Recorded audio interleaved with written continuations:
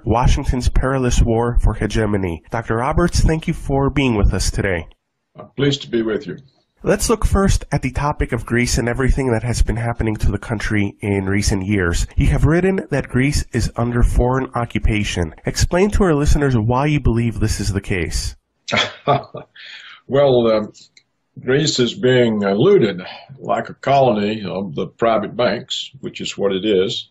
Previous Greek governments accepted bribes to indebt Greece to private banks. For example, someone would come from Germany and say, oh, let us make you this nice loan so you can buy German submarines. And here's a bag full of money for agreeing. And this is the way much of the Greek debt was built up.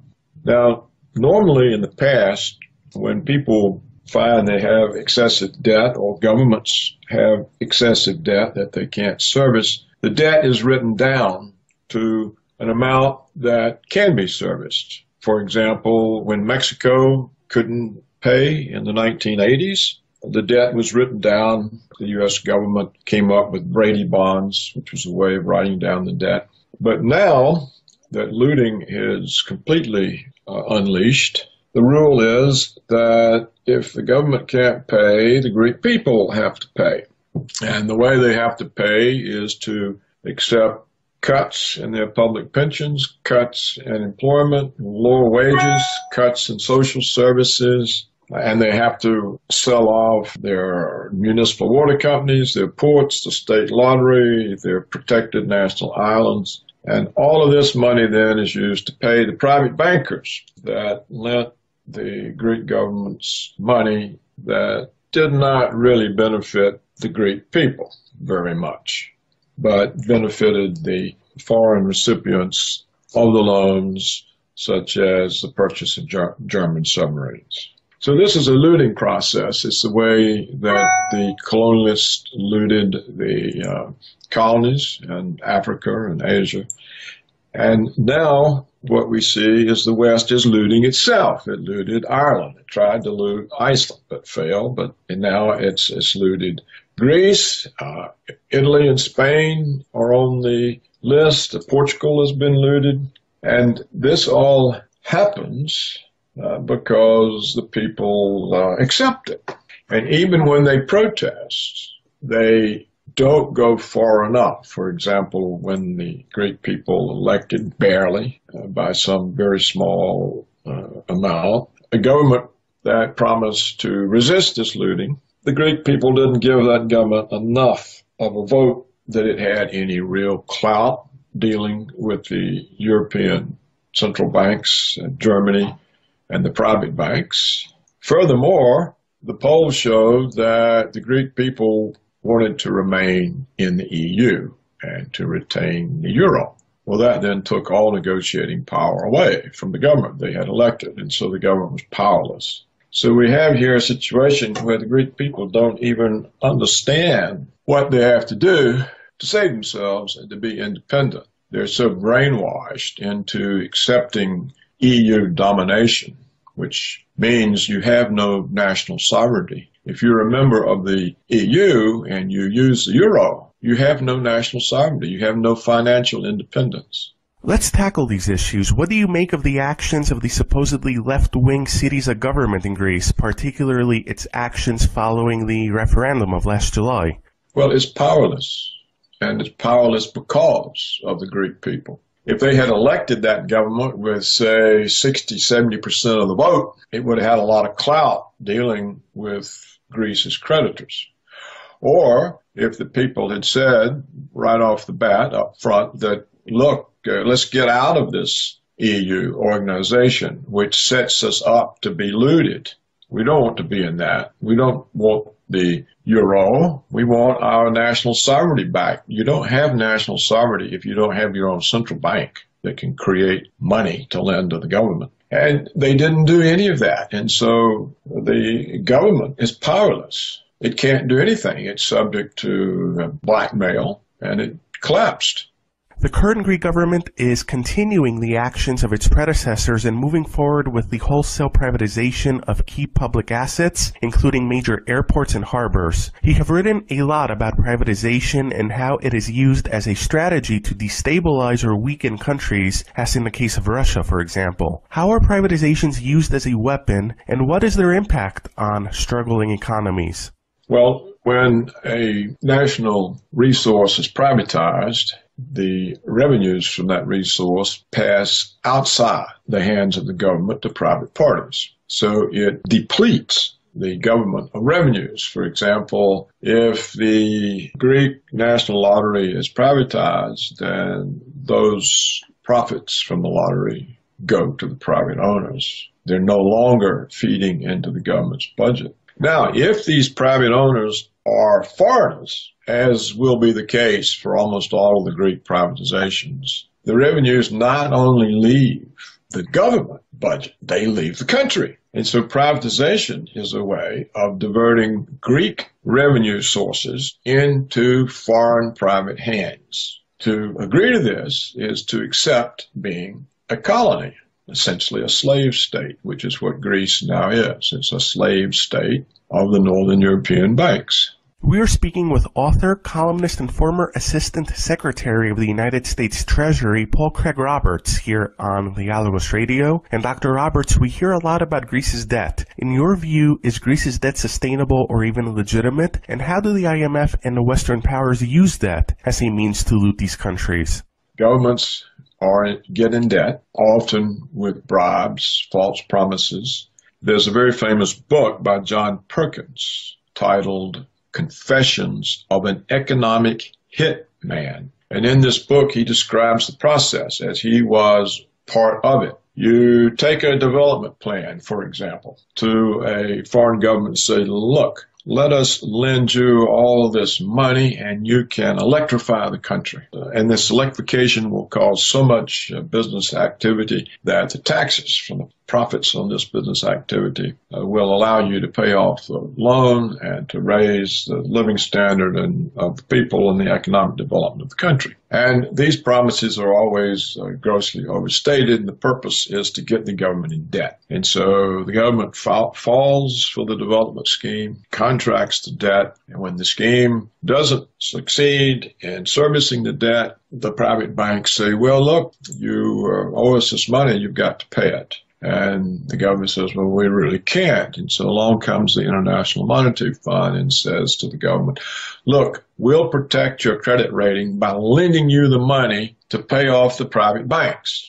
This is often described as aid, but of course it's not aid. It's simply the International Monetary Fund taking over the private debts and leaving the government indebted to the IMF. And then the IMF says, oh, well, now you have to have these austerity programs, such as the ones imposed on Greece, so that you can pay us back. And also, you will have to supplement these austerity programs by selling off your national assets. If it's oil, then it's oil. If it's copper, then it's copper, or whatever the country has passes into foreign hands, and therefore the revenue streams associated with those assets pass to foreigners, and it leaves the country more impoverished. And often they still can't pay the debt. And part of the deal is, well, you have to accept American military bases. You have to vote with us in the UN. All sorts of political conditions are also put on the loan. And all of it is done in the name of protecting the country's credit rating so that it can continue to borrow. Well, of course, it can't borrow anyhow. It's already over its head in debt. And yet government after government continues to fall for this or are bribed into it. And as John Perkins points out in his book, Confessions of an Economic Hitman, if it so happens that a government has a leader that can't be bought off with bribes, Washington overthrows him or assassinates him. And it's entirely possible that the Greek government faced this type of threat.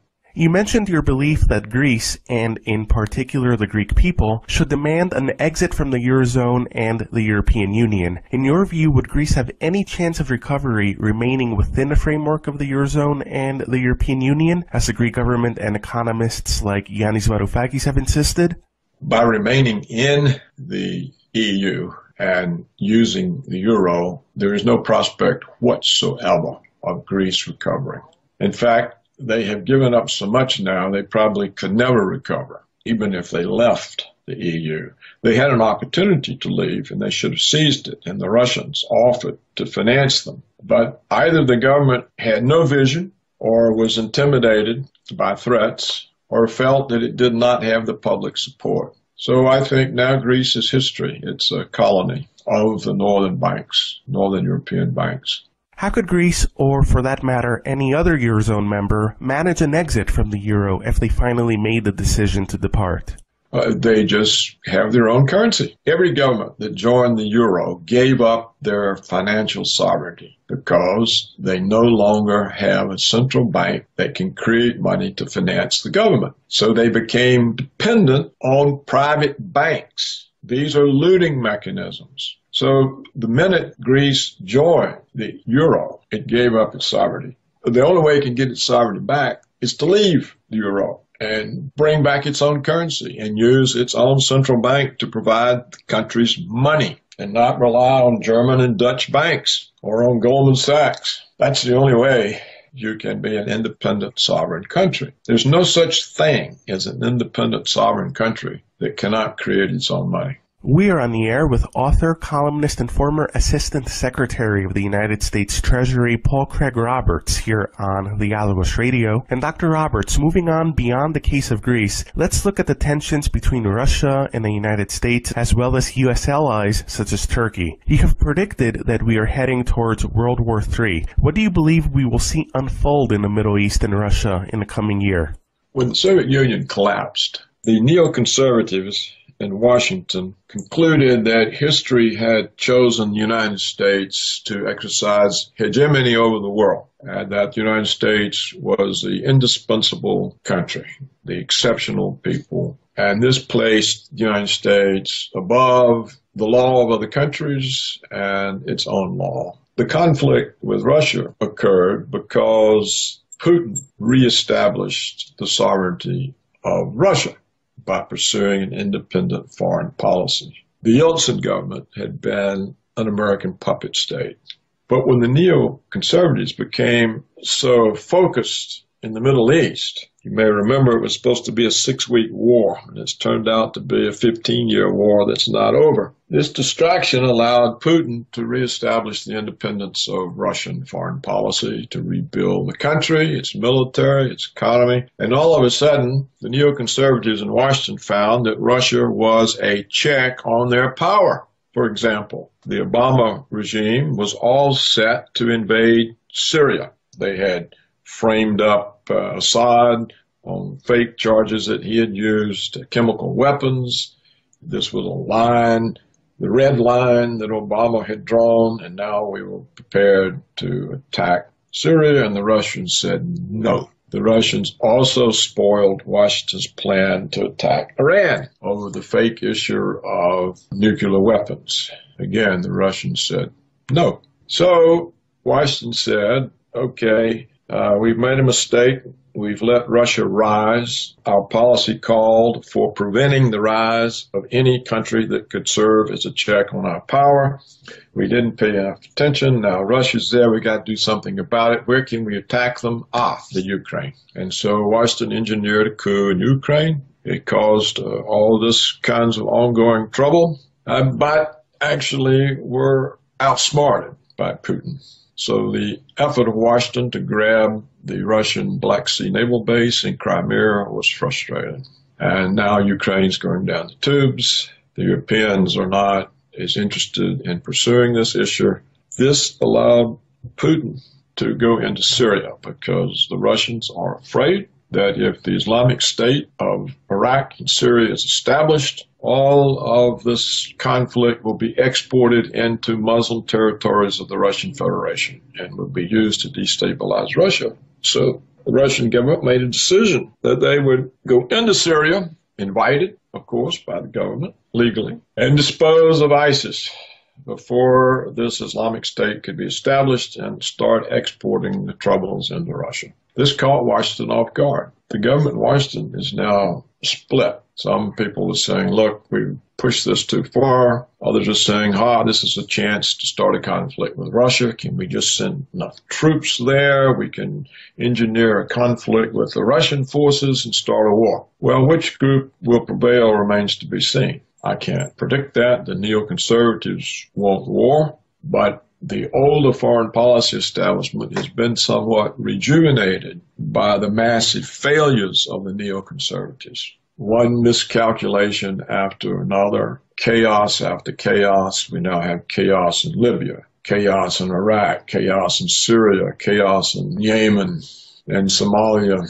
This has given influence back to the old foreign policy establishment, which was more cautious than neoconservatives. So now we have a further check on the neoconservatives, and that is in the policy-making councils in Washington itself. How this plays out remains to be seen, because the neoconservatives are very well tied in to the black operations part of the security services. They can cause false flag attacks. They still dominate the American media, indeed the Western media. So I can't predict what the outcome will be. Putin intends the outcome to be the defeat of the Islamic State and stability restored into Syria. We are on the air with author, columnist, and former Assistant Secretary of the United States Treasury, Paul Craig Roberts, here on Legalogos Radio. And Dr. Roberts, back in the United States, you have insisted that the economic figures being provided by the U.S. government and the Obama administration are phony, specifically referencing the country's payroll figures and unemployment rate. Why do you argue this is the case, and what do the real economic figures show? Well, it's a known fact. First of all, let's take the consumer price level, or the measures of inflation.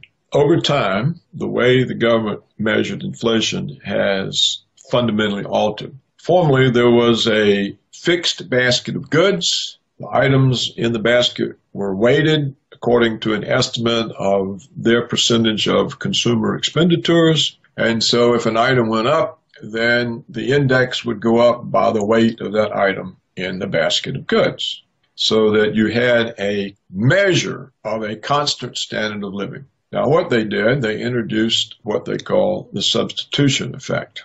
They argued, when the price of something goes up, consumers substitute a less expensive alternative. And so what they started doing when the price of something went up, they just threw it out of the index and stuck something in there that was less expensive. For example, if the price of a superior cut of meat, a superior steak, goes up, they take that out and they put in a lower grade cut of meat. And in that way, they have changed the index from measuring a constant standard of living to one that measures a declining standard of living. They did this in order to avoid having to pay cost of living adjustments on the Social Security pensions. So that's one way they understate the inflation.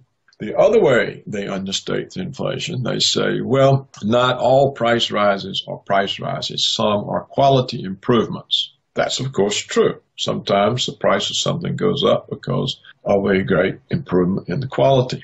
On the other hand, it's still a price rise. The consumer is still faced with a price rise, and therefore it does cut in to the consumer's real income. Furthermore, once you start this, once you say that, it's not a price increase, it's a quality improvement, you can spread it to everything. All of a sudden, every price increase becomes a quality improvement. And this is the other way they understate the inflation. So the inflation measures no longer measure inflation. For example, we're told we have zero, even negative inflation. But if you measure the inflation the way the U.S. government previously measured it before these so-called reforms, the current rate of inflation in the United States is between 8 and 9% yearly. So that you see a rapid deterioration year over year in the real incomes of the American people. so that you see the inability of the economy to maintain a growth in aggregate demand. Now, what did they do with employment? Oh, and by the way, if you understate the measure of inflation, when you adjust the nominal gross domestic product for inflation, you can produce real growth simply because you undercount inflation. So inflation becomes a source of real growth. And that is how they show that the economy is growing 2 or 3%. It's really growing not at all. It actually probably is declining. It probably has been since the downturn in December of 2007. Now, how do they measure employment? Again, we have, according to the government, now a 4.9% rate of unemployment. This rate of unemployment does not count any discouraged workers. Suppose you've been out of employment for months and months, and you can't find a job. To search for a job is expensive. It's not free. It has a cost. You're out of income. You've searched and searched. There are no jobs to be found. You give up. You're no longer counted as unemployment. So all discouraged workers who are not currently searching for jobs are not counted in the 5% unemployment figure. The government has a second measure of unemployment that is never reported in the headline news or emphasized in the financial press. This second measure, known as U6, counts short-term discouraged workers. And if you add the short-term discouraged workers, and short-term means less than 1 year. So if you have been discouraged for less than 1 year, you're counted as part of the second measure of unemployment, U6. And that rate of unemployment is double the reported rate. It's 10%. Now, if you add in the long-term discouraged workers, which no longer does any government measure include those, but if you add in the long-term discouraged workers, the current rate of unemployment in the United States right now is 23%. This is a multiple of the headline reported number of 5% or 4.9%. How do we know this? We know this because John Williams of Shadowstats.com continues to measure long-term unemployment according to the methodology that the U.S. government used to measure it before it abandoned it. And so those are the ways that they create the image of economic success when really there is serious economic deterioration.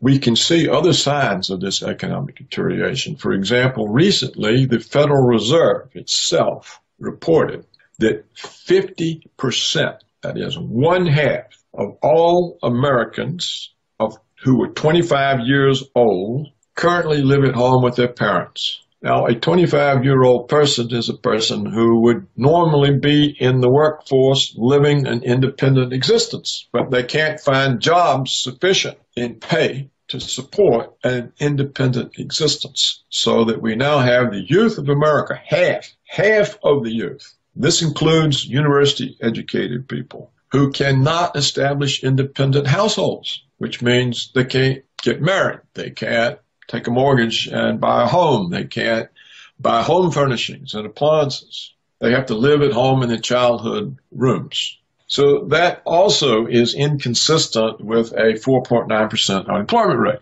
Also inconsistent is the decline in the labor force participation rate. It has been plummeting ever since the so-called recovery. Now, as every economist knows, when you have an economic recovery, the labor force participation rate rises because more people enter the labor force looking for the good jobs. So it's literally impossible to have an economic recovery when the participation in the labor force is declining. And yet that's what the data shows. It shows the labor force participation rate. For example, in 2006, it was 66 or 67%. Now it's something like 62.7%. So this is the first alleged economic recovery in history in which the participation of the labor force is declining. Now, with the presidential election coming up in the United States, what do you make of the candidates that are out there? And do you believe any of them offer any hope for a change of political, economic, or foreign policy direction? No, not really. Two of the candidates have the possible potential of that. For example, this Bernie Sanders, the Democrat, he's different. He's not exactly a member of the establishment. I think he realizes there are a lot of problems, and I think he's more inclined to represent the people than the powerful economic interest groups. On the Republican side, this character, Donald Trump, is also very different. He's not a member of the political establishment either. And people like him because when he says outrageous things, he doesn't apologize. He comes across as strong and forceful and against Washington. And so he's popular. Now, I don't think either can be elected because the establishments would not accept them. So you will have the Democratic establishment conspiring against Bernie Sanders, and you will have the Republicans conspiring against Trump. And they will use the media against them and all kinds of other dirty tricks. So it would be very difficult for the people to put in office someone that the establishments of the two political parties don't want. Even if they were to be elected, I don't think they could change anything. And the reason is that neither is a product of a movement. There's not a movement behind Trump or a movement behind Bernie Sanders. There's not a body of people that either knows to draw on to staff the government to bring about the change. If, for example, Trump represented a movement that had been going on for years and he was aware of policy and he knew what needed to be done and he knew the people that he could appoint that would do that, and he was able to get the Senate to confirm them in office, then you could have some change. And the same for Sanders. If he had a movement behind him, knew who he could trust to implement the policies, but neither of them have this. And so when they get there, who do they appoint? I mean, the government is not run by presidents. It's run by several hundred assistant secretaries. And they have nominal bosses called cabinet secretaries. Who are these people? Where would they come from? Trump doesn't know. Bernie Sanders doesn't know. And so they would be staffed up with the usual Washington crowd. And when you get elected, you're excited and you want to get going and you've got to get all these appointees through the Senate. So you end up having to appoint the people the Senate's going to confirm. Otherwise, you never have a government. So unless the revolution also changed the Senate such that they would say, yes, let's appoint these people who will bring change and undermine all of our relationships with the power structure, the people who give the political contributions that keep us in office. Let's wreck all that and appoint somebody who's going to make change. That's not going to happen. And so as far as I'm concerned, it's impossible for democracy in the United States to bring any change because there's really not any democracy. There's an oligarchy. The United States is governed by Wall Street and the big banks, by the military security complex, the Pentagon, the intelligence agencies, the deep state, the black ops part, by the Israel lobby, by the extractive industries, which is oil, timber, mining, and by agribusiness. These are the powerful interest groups that provide the campaign contributions that elect the House, the Senate, and the President. Recently, scholars produced a study in which they concluded that the American people had zero input into the policies of the United States government. And that is actually the fact. So for change to come to United States politics, I think it will come from failure and collapse. It will come from outside the system. It will come from the system's failures, from a deep and long-lasting depression, from a massive military defeat or a massive foreign policy failure that cannot be disguised, such as the neoconservatives may be creating for themselves with the conflict that they are trying to bring to Russia and China. The United States is not a match for an alliance between Russia and China. So this is a conflict that could cause the type of failure in Washington that would bring change. And an economic collapse can cause the sort of failure that would bring change in Washington. But it's not going to happen from domestic politics or from the rise of an indigenous leader. First of all, the deep state wouldn't permit the rise of such a leader. He would simply be assassinated, and they would blame some kook. Well, Dr. Roberts, thank you very much for joining us today on the Dialogos Radio and the Dialogos interview series, and for sharing your insights and analysis with us today. Yes, well, thank you for your interest. Referencing the country's payroll figures and unemployment rate, why do you argue this is the case, and what do the real economic figures show? Well, it's a known fact. First of all, let's take the consumer price level, or the measures of inflation. Over time, the way the government measured inflation has fundamentally altered. Formerly, there was a fixed basket of goods. The items in the basket were weighted according to an estimate of their percentage of consumer expenditures. And so if an item went up, then the index would go up by the weight of that item in the basket of goods, so that you had a measure of a constant standard of living. Now, what they did, they introduced what they call the substitution effect. They argued, when the price of something goes up, consumers substitute a less expensive alternative. And so what they started doing when the price of something went up, they just more emphasized in the financial press. The second measure, known as U6, counts short-term discouraged workers. And if you add the short-term discouraged workers, and short-term means less than 1 year. So if you have been discouraged for less than 1 year, you're counted as part of the second measure of unemployment, U6. And that rate of unemployment is double the reported rate. It's 10%.